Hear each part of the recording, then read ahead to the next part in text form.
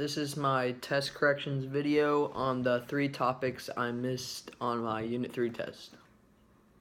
So the first topic I missed on my test was in reference to what laws govern the continental shelf resources.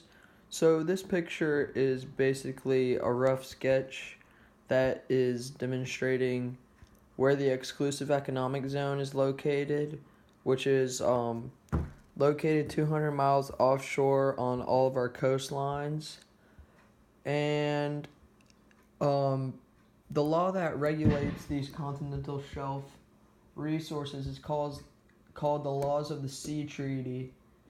And so these continental shelf resources that are located within our exclusive economic zone or 200 miles offshore are regulated by this treaty. The second topic I missed on my test was about North Carolina's farm income, and 60% of North Carolina's farm income comes from livestock and poultry.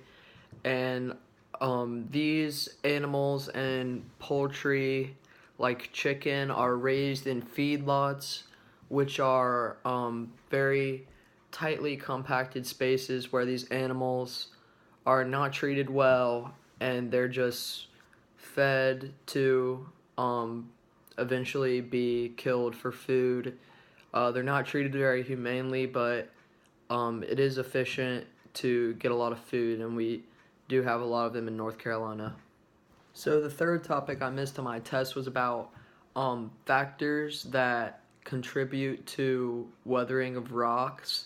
And so the 2 factors that you're looking for were high winds and low temperatures are speeding up rates and chemical reactions of weathering. So an example of this would be for low temperatures, for example, when it's raining and water goes down into the cracks of roads, like on Avent Ferry, and when water gets down into the cracks, it'll freeze and expand, which will speed up in turn weathering and erosion, making things like potholes that are just terrible and terrible conditions for the road. And then that's an example of low temperatures.